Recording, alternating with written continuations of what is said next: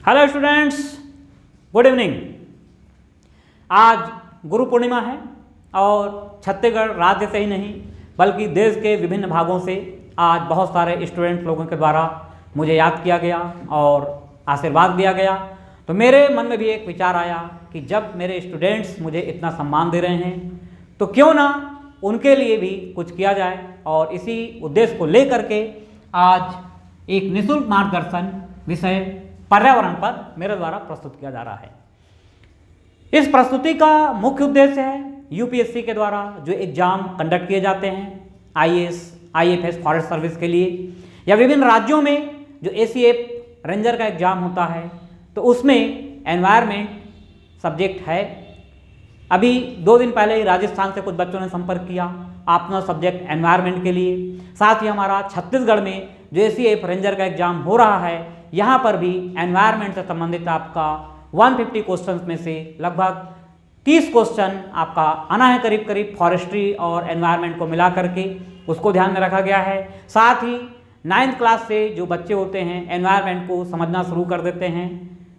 विभिन्न प्रकार के जो मेडिकल एंट्रेंस एग्जाम होते हैं, नीट एग्जाम होता है, एम्स एग्जाम होता है, उसमें भी एनवायरनमेंट इकोलॉजी के पर्याप्त क्वेश्चन पूछे जाते हैं।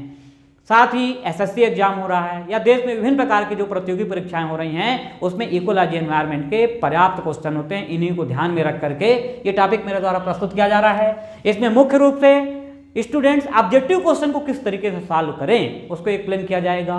बुक्स तो बहुत सारी हैं, लेकिन वास्तव में हमको क्या पढ़ना है, कॉम्पिटिटिव एग्जाम में हमारी अप्रोच क्या होना चाहिए, तो ये जो मेरा 27-28 साल का अनुभव है अध्यापन में, तो उसी को मैं आपके साथ यहाँ पर शेयर कर रहा हूँ। ध्यान रखेंगे ये मार्गदर्शन पूर्णतः निःशुल्क है, किसी प्रकार का शुल्क इसमें आपको नहीं लगना है, केवल ज्ञान को अर्जित करना है। और एक जो आम व्यक्ति भी है उसको भी अपने पर्यावरण को समझना है कि भाई ऐसा क्या हो रहा है, क्या पर्यावरण जलवायु परिवर्तन जैसे मुद्दे आ रहे हैं, मानसून का महीना चल रहा है, अधिक से अधिक वृक्षारोपण करना चाहिए, पौधारोपण करना चाहिए। केवल हमको अध्ययन नहीं करना है अपितु उसको अपने जो मानव जीवन है उसमें व्यवहारिक तौर पर उसको उपयोग करना है। ठीक है, तो आइए अपन देखते हैं। अपने पर्यावरण को समझने के लिए हमको सबसे पहले जानना पड़ता है क्या हमारा ये आपका इकोलॉजी, ये आप पढ़ते हैं इकोलॉजी या पारिस्थितिकी। आपने कई बार पढ़ा होगा इकोलॉजी या पारिस्थितिकी। हम ये क्या पढ़ते हैं? Ecology is the study of relationship in between organism and their environment. किसी जीव और उसके पर्यावरण के साथ संबंधों के अध्ययन को इकोलॉजी कहा जाता है। अभी जो इकोलॉजी है, इकोलॉजी शब्द का प्रयोग किसने किया? इकोलॉजी शब्द का प्रयोग किसने किया ध्यान रखना है। ये साइंटिस्ट का नाम क्या है आपका? ई हिक्कल। साइंटिस्ट कौन है आपका? ध्यान रखेंगे आपका ई हिक्कल, मतलब हिक्कल नाम के एक वैज्ञानिक थे, उनके द्वारा इकोलॉजी शब्द को सबसे पहले प्रस्तुत किया गया। दूसरा आप पढ़ते हैं इकोसिस्टम। दूसरा आपको क्या पढ़ने को मिलेगा टर्म आपका? ये इकोसिस्टम। इकोसिस्टम, इकोसिस्टम क्या है? तो भाई जैसे हमने बोला इकोलॉजी, इकोलॉजी क्या है कि किसी जीव और उसके पर्यावरण के साथ संबंधों का अध्ययन।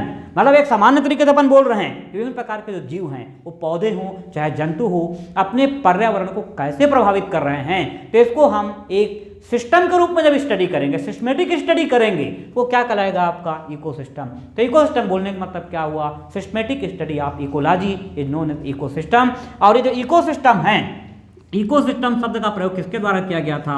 तो ये आपको ध्यान रखना है। ये वैज्ञानिक कौन थे आपका? टेंसले। टेंसले नाम के वैज्ञानिक थे, उनके द्वारा शब्द इस्तेमाल किया गया आपका इकोसिस्टम शब्द को इस्तेमाल किया गया। अब यहाँ पर ध्यान देना कि भाई ये जो हमारी पूरी पृथ्वी है, हमारी पूरी पृथ्वी जो अर्थ है, ये एक ओपन इकोसिस्टम है। ये क्या है आपका? एक खुला पारिस्थितिक तंत्र है। And sun is the ultimately source of energy in our ecosystem. हमारे इकोसिस्टम में जो सूर्य है वो ऊर्जा का अंतिम स्रोत है। मतलब हम ये बोलते हैं कि भाई बहुत ऊर्जावान है हम, ठीक है। ये ऊर्जा हमको कहाँ से मिली? ये ऊर्जा हमको कहाँ से मिली? भोजन के माध्यम से मिली, मिल्क के माध्यम से मिली, कार्बोहाइड्रेट, फैट, प्रोटीन, इसके माध्यम से हमको ऊर्जा मिल रही है। लेकिन ये सब एनर्जी हमको कहाँ से प्राप्त हो रही है? भाई या तो हम मिल्क ले रहे हैं, या क्या कर रहे हैं, ग्रीन वेजिटेबल खा रहे हैं, चावल दाल खा रहे हैं, तो इससे अपने को एनर्जी मिल रही है। इनके पास ये एनर्जी कहाँ से आई? तो ये एनर्जी कहाँ से आई आपका ध्यान रखेंगे कि जो सोलर एनर्जी है उसको ट्रैप करने की जो कैपेबिलिटी है या जो क्षमता है वो किसके पास है? Only green plant. मतलब जो ग्रीन प्लांट जिसके पास क्लोरोफिल है वो फोटोसिंथेसिस के द्वारा सोलर एनर्जी को केमिकल एनर्जी में कन्वर्ट कर सकता है, ये आपको ध्यान रखना है। और उस ग्रीन प्लांट के द्वारा ही इस ऊर्जा का जो प्रवाह है, फ्लो ऑफ एनर्जी, वो प्रोड्यूसर के द्वारा कहाँ पर होता है? आपका कंज्यूमर में। तो ये जो प्रोड्यूसर टर्म हम इस्तेमाल कर रहे हैं, कंज्यूमर शब्द बोल रहे हैं, उत्पादक है, उपभोक्ता है, तो सारी टर्मिनोलॉजी मैं भी आपको क्लियर करूंगा। पहले हम थोड़ा सा समझ जाएं कि भाई ये इकोलॉजी, इकोसिस्टम में हम लोग स्टडी क्या करते हैं। तो यहाँ पर ध्यान रखना कि इकोलॉजी या इकोसिस्टम जो हम पढ़ रहे हैं इसमें हमारा फोकस दो चीज़ों पर होता है। एक तो हम इसमें क्या स्टडी करते हैं? Flow of energy. इसमें हम क्या स्टडी करते हैं? Flow of energy. ये हो गया फ्लो ऑफ एनर्जी, ऊर्जा का प्रवाह। मतलब ऊर्जा का प्रवाह किस तरीके से हो रहा है, फ्लो ऑफ एनर्जी। जो अभी मैंने आपको बताया कि सोलर एनर्जी है वो को ट्रैप करेगा कौन? आपका प्रोड्यूसर या उत्पादक। फिर वहां से जो ऊर्जा है वो ट्रांसफर होगी प्राथमिक उपभोक्ता में, प्राइमरी कंज्यूमर में, प्राइमरी कंज्यूमर से सेकेंडरी कंज्यूमर में, और सेकेंडरी कंज्यूमर से टर्सरी कंज्यूमर में। ये primary consumer, secondary consumer, tertiary consumer क्या होता है ये थोड़ा देर बाद मैं आपको यहाँ पर क्लियर कर दूंगा। ठीक है, तो अब यहाँ पर ध्यान देना कि हम फ्लो ऑफ एनर्जी, इकोलॉजी या इकोसिस्टम में हम क्या स्टडी करते हैं? ऊर्जा का प्रवाह, कि ऊर्जा का प्रवाह किस तरीके से हो रहा है। और दूसरा इसमें हम लोग स्टडी करते हैं क्या? आपका बायोजियो केमिकल साइकिल। बायोजियो, ये क्या हो गया आपका? बायोजियो केमिकल साइकिल। हिंदी में इसको अपन क्या बोलते हैं यहाँ पर? जैव भू रासायनिक चक्र। इसको क्या कहा जाता है? जैव भू रासायनिक चक्र कहा जाता है, बायोजियो केमिकल साइकिल कहा जाता है। ध्यान रखेंगे, एग्जाम में क्वेश्चन बनता है कि भाई बायोजियो केमिकल साइकिल, इसमें हम लोग पढ़ेंगे nitrogen cycle, carbon cycle, oxygen cycle, water cycle, sulphur cycle, phosphorus cycle. ये डिफरेंट टाइप की जो साइकिल चल रही हैं, इनके लिए एग्जैक्ट टर्मिनोलॉजी क्या होती है ऑब्जेक्टिव आपको बना करके दे देगा। Biological cycle, chemical cycle, geological cycle. तो आपको ध्यान रखना है उसके लिए जो एग्जैक्ट टर्मिनोलॉजी है वो क्या है? बायो जियो केमिकल साइकिल। मतलब ये है कि भाई जो प्लांट है, मतलब भाई पृथ्वी में हमारे विभिन्न प्रकार के जो खनिज तत्व हैं वो विद्यमान हैं, उनको एब्जॉर्ब करने की या अवशोषित करने की कैपेसिटी किसके पास है? ग्रीन प्लांट के पास। ग्रीन प्लांट क्या है? लिविंग। लिविंग मतलब क्या हुआ आपका? बायो। कहां से एब्जॉर्ब कर रहा है? जियो मतलब क्या हुआ? भू। किस फॉर्म में एब्जॉर्ब कर रहा है? केमिकल का फॉर्म में एब्जॉर्ब कर रहा है। तो इसके लिए एग्जैक्ट टर्मिनोलॉजी क्या बनी आपका? बायो जियो केमिकल साइकिल। ध्यान रखेंगे। दूसरा ये ध्यान रखना कि बहुत सारे बुक्स में आपको लिख दिया जाता है एनर्जी साइकिल, तो बिल्कुल गलत है। ध्यान रखना, एनर्जी की साइकिल नहीं होती है। भाई आप खुद सोचिए कि सोलर एनर्जी पृथ्वी पर आ रही है, लेकिन क्या पृथ्वी से एनर्जी वापस जा रही क्या सन में? नहीं। तो आपको ध्यान रखना है एनर्जी की साइकिल नहीं होती है, एनर्जी का फ्लो होता है, ऊर्जा का प्रवाह होता है, ये आपको ध्यान रखना है। तो जो हम इकोलॉजी या इकोसिस्टम पढ़ते हैं उसमें हम दो चीज़ों को फोकस करते हैं, ध्यान रखना। एक आपका ऊर्जा का प्रवाह और दूसरा क्या आपका? बायो जियो केमिकल साइकिल। अब हमको ये ध्यान रखना है यहाँ पर कि भाई जैसे हमने पूरा बोला कि भाई पूरा एक जो हमारा इकोसिस्टम है इसमें केवल जो खेल हो किस चीज का ध्यान रखना? एनर्जी का खेल है। आपने पढ़ा होगा law of conservation of energy, ऊर्जा संरक्षण का सिद्धांत, जिसको रॉबर्ट मेयर ने प्रस्तुत किया था। ठीक है, ये हमको जानना पड़ता है इकोलॉजी में। कौन सा आपका? ये law of conservation of energy, law of conservation of energy, ऊर्जा संरक्षण का सिद्धांत। Law of conservation of energy was proposed by Robert mayor. इसको किसने प्रस्तुत किया है? ये रॉबर्ट मेयर ने प्रस्तुत किया। Law of conservation of energy. Law of conservation of energy वही है जो आपने पढ़ा है कि ना तो आप एनर्जी को जनरेट कर सकते हैं, ना ही उसको आप डिस्ट्रॉय कर सकते हैं, बल्कि एक रूप से दूसरे रूप में उसको कन्वर्ट कर सकते हैं। नाइदर जनरेट नॉट डिस्ट्रॉय, आया समझ में? Only modified into one form into another form. मतलब एक फॉर्म से उसको दूसरे फॉर्म में आप कन्वर्ट कर सकते हैं। सेम वही कॉन्सेप्ट है जो आप पढ़ते हैं भागवत गीता में। गीता में क्या पढ़ते हैं आप कि आत्मा, आत्मा क्या है? अमर है, ना तो उसको कोई उत्पन्न कर सकता है, ना ही कोई उसको मार सकता है, बल्कि जो आत्मा है वो एक शरीर से दूसरे शरीर में प्रवेश करती है। सेम वही आत्मा की जो बात हो रही है वो एक्चुअल में क्या है? एनर्जी है। एनर्जी के साथ भी सेम वही कॉन्सेप्ट है कि ना तो इसको आप उत्पन्न कर सकते हैं, ना ही इसको आप नष्ट कर सकते हैं, बल्कि इसको एक फॉर्म से दूसरे फॉर्म में आप कन्वर्ट कर सकते हैं। बहुत सिंपल तरीके से देखिए भाई, सबसे पहले जो सोलर एनर्जी है, हमारा जो इकोसिस्टम है, पूरी हमारी पृथ्वी एक ओपन इकोसिस्टम है, तो इस ओपन इकोसिस्टम में अल्टीमेटली सोर्स ऑफ एनर्जी मैंने क्या बोला, सन।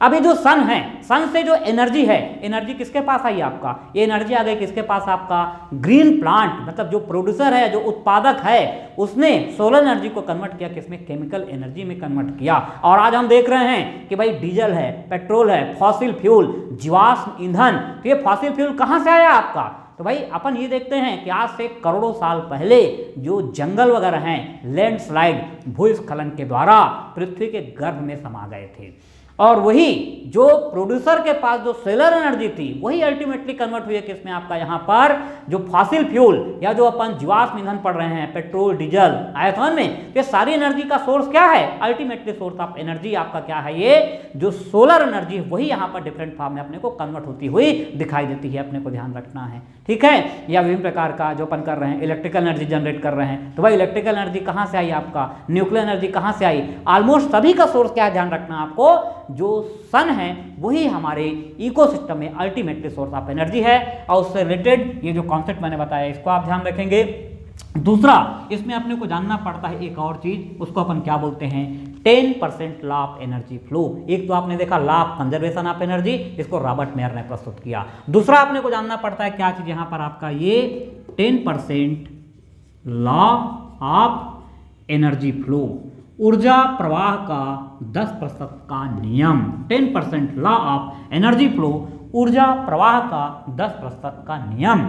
अभी जो 10% लॉ ऑफ एनर्जी फ्लो है, इसको समझने के लिए थोड़ा सा अपने को जानना पड़ेगा कि प्रोड्यूसर क्या है, कंज्यूमर क्या है, प्राइमरी कंज्यूमर क्या है, सेकेंडरी कंज्यूमर क्या है, टर्सरी कंज्यूमर। तो पहले मैं उसको एक्सप्लेन कर देता हूं, उसके बाद फिर मैं आपको बता दूंगा कि 10% लॉ ऑफ एनर्जी फ्लो क्या होता है, ठीक है। तो सबसे पहले अपन देख लेते हैं क्या यहाँ पर प्रोड्यूसर। सबसे पहले क्या हो गया आपका प्रोड्यूसर, हिंदी में इसको अपन क्या बोल देते हैं, आपका ये उत्पादक, ये हो गया प्रोड्यूसर या उत्पादक हो गया, ठीक है। तो अपने को ये ध्यान रखना है कि कोई भी जैसे इकोसिस्टम, अलग अलग इकोसिस्टम अपन देखते हैं ना, कि भाई पॉन्ड इकोसिस्टम है, ओशियन इकोसिस्टम है, फॉरेस्ट इकोसिस्टम है, तो किसी भी इकोसिस्टम में ऐसे समस्त जीव जो फोटोसिंथेसिस करके भोजन का निर्माण कर सकते हैं या सोलर एनर्जी को केमिकल एनर्जी में कन्वर्ट करने की क्षमता रखते हैं, उनको अपन क्या बोलते हैं, प्रोड्यूसर या उत्पादक कहा जाता है।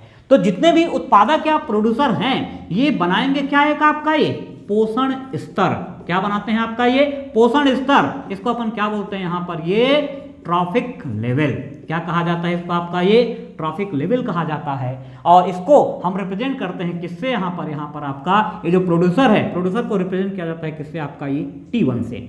प्रोड्यूसर को किससे रिप्रेजेंट करते हैं हम, T1।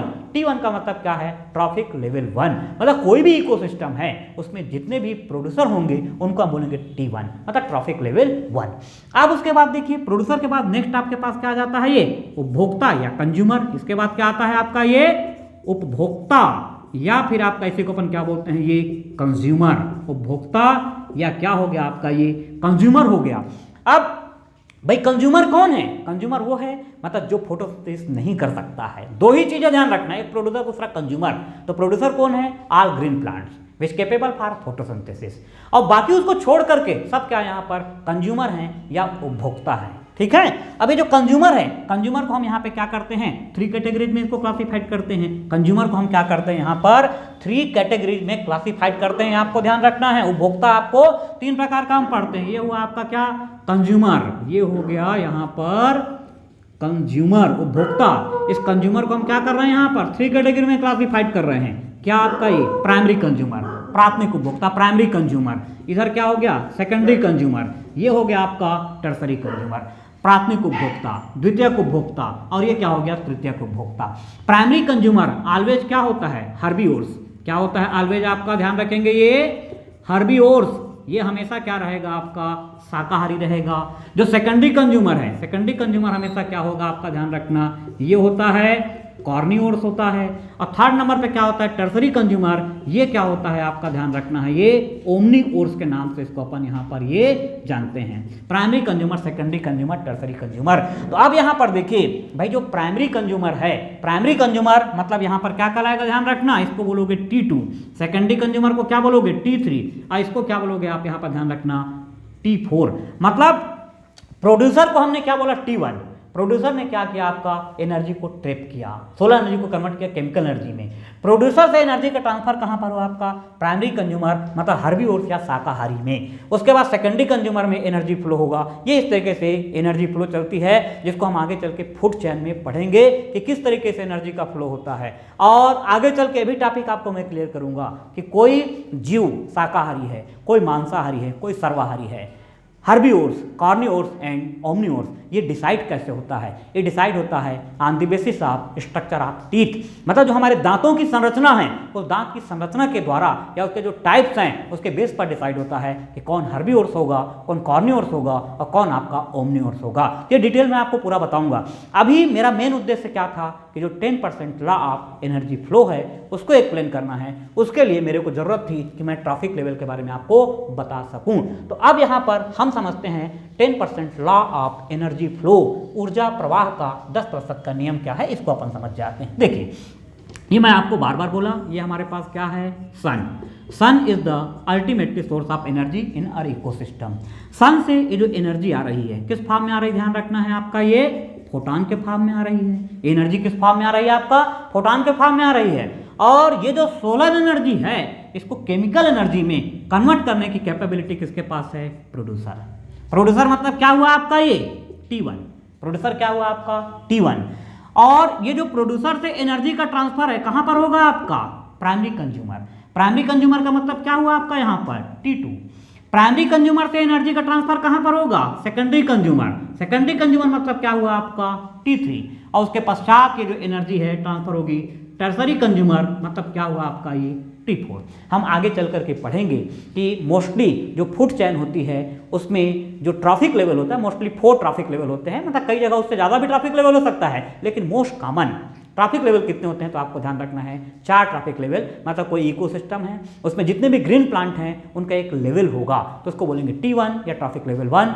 जितने भी वहाँ पे हर्बीवोर्स होंगे, भाई एक घास का मैदान है, उस घास के मैदान में क्या है, गाय भी है जो कि घास चर रही है, बकरी है वो भी घास चर रही है, भेड़ है वो भी घास को चर रही है। तो ये सब क्या हुए, हर्बीवोर्स। तो ये क्या करेंगे, एक ट्रैफिक लेवल को फॉर्म करेंगे। तो उसी तरीके से क्या होता है कि वहाँ पे कार्निवोर्स और ओमनिवोर्स रहेंगे जो कि एक ट्रैफिक लेवल को रिप्रेजेंट करते हैं। तो जो 10% लॉ है जिसको कि लिंडमैन नाम के वैज्ञानिक ने प्रस्तुत किया, तो उन्होंने क्या बोला, ध्यान से देखना। ये सोलर एनर्जी फोटॉन के फॉर्म में आई, इसको ट्रैप करने की या संग्रहित करने की क्षमता किसके पास है, प्राइमरी मतलब जो आपका प्रोड्यूसर या T1 है। तो मान लिया जाए ये बोलता है कि जो सोलर एनर्जी है इसकी वैल्यू यहाँ पे क्या एज्यूम कर लिया इसने, ये 1000 जूल। तो 10% लॉ ये बोलता है कि इस ट्रैफिक लेवल से इस ट्रैफिक लेवल में इसका ओनली 10% ट्रांसफर होगा। तो यहाँ पर एनर्जी कितनी हो जाएगी आपका, ये 100 जूल। ये एनर्जी कितनी हो जाएगी, 100 जूल। और फिर इस ट्रैफिक लेवल से फिर नेक्स्ट ट्रैफिक लेवल में एनर्जी का ट्रांसफर होना है, तो ये एनर्जी आपको कितना ट्रांसफर होगी, यहाँ पर आपका 10 जूल। उसके बाद नेक्स्ट यहाँ पर जो एनर्जी रहेगी ट्रांसफर कितना होगा आपका, ये 1 जूल। आया समझ में। तो यहाँ पर ध्यान देना कि according to 10% law only 10% energy transferred into next trophic level. यही क्या है आपका ऊर्जा प्रवाह का 10% का नियम है। ध्यान देना जो ये नियम है ये यहाँ से प्रोड्यूसर से स्टार्ट हो रहा है। आया समझ में, क्यों, क्योंकि एग्जाम में एक दूसरा क्वेश्चन और आता है। वो क्वेश्चन क्या आता है, ध्यान देना कि भाई ये जो प्रोड्यूसर है, प्रोड्यूसर मतलब क्या हो गया आपका, ये ग्रीन प्लांट। प्रोड्यूसर क्या हो गया, ये ग्रीन प्लांट हो गया, ये कि जो कि फोटोसिंथेसिस कर रहा है। तो एग्जाम में क्वेश्चन आता है कि भाई जो सोलर एनर्जी है उसका ग्रीन प्लांट कितना % इस्तेमाल करते हैं, तो आपको ध्यान रखना है 1 to 2%। मतलब जो हरे पौधे हैं वो सोलर एनर्जी का फोटोसिंथेसिस में कितना % इस्तेमाल करेंगे, तो आपको ध्यान रखना है 1 to 2%, 1 से 2% ऊर्जा को ही इस्तेमाल करते हैं। बाकी जो एनर्जी है वो स्पेस में रिफ्लेक्ट हो जाती है। लेकिन ये 10% लॉ यहाँ से स्टार्ट नहीं हुआ। 10% लॉ कहाँ से स्टार्ट हो रहा है, यहाँ से स्टार्ट हो रहा है। ये एनर्जी का फ्लो हो रहा है। तो जब एग्जाम में क्वेश्चन आएगा ध्यान रखना कि ग्रीन प्लांट सोलर एनर्जी का कितना % फोटोसिंथेसिस में इस्तेमाल करते हैं, तो आपको कंफ्यूज कराने के लिए पहला ऑप्शन देगा 10%। और जो बहुत ही इंटेलिजेंट लोग होते हैं फट से बोलेंगे अरे यार वो सर तो पढ़ाए थे 10% लॉ ऑफ एनर्जी फ्लो, तब से निशान लगा देंगे। तो आपको ध्यान रखना वो आपका आंसर नहीं है, ये अलग क्वेश्चन है कि ग्रीन प्लांट फोटोसिंथेसिस में कितनी सोलर एनर्जी को इस्तेमाल करते हैं, तो आपको ध्यान रखना 1 to 2%। ये हमारा होगा आंसर। और बाकी ये जो 10% लॉ ऑफ एनर्जी फ्लो है ये आपने देखा, ठीक है। तो इसमें बस ये ध्यान रखना कि हमारा जो मुख्य उद्देश्य यहाँ पर रहेगा कि विभिन्न प्रकार के देश में जो कॉम्पिटिटिव एग्जाम्स होते हैं उसमें एनवायरमेंट साइंस से रिलेटेड बायोडाइवर्सिटी कंजर्वेशन या विभिन्न प्रकार के जो जलवायु परिवर्तन से संबंधित सम्मेलन होते हैं, एनवायरमेंट पॉल्यूशन क्या होता है, इसके सारे क्वेश्चंस को अच्छे से कवर करना यही हमारा उद्देश्य होगा। और नेक्स्ट जो इसमें आपको क्लास रहेगी वो हम पढ़ेंगे यहाँ पर टाइप्स ऑफ इकोलॉजी। इकोलॉजी के जो टाइप्स होते हैं, कितने प्रकार की इकोलॉजी होती है, auto ecology, syn ecology, biome ecology, ecosystem ecology, population ecology, ये सब के बारे में एक एक करके हम विस्तार से पढ़ेंगे। तो आप लोग वीडियो को अच्छे तरीके से देखेंगे और देखने के पश्चात मतलब अपना रिस्पॉन्स देंगे कि भाई आपको ये कैसा लगा, क्या मैं जैसा सोच रहा हूं कि मैं आपके लिए किसी प्रकार से उपयोगी साबित हो सकता हूं, या आपको विभिन्न कॉम्पिटिटिव एग्जाम में जो क्वेश्चंस आ रहे हैं उसको सॉल्व करने की क्षमता आप में विकसित कर सकता हूं। यही मेरा उद्देश्य रहेगा। ठीक है, मिलते हैं अपन नेक्स्ट क्लास में।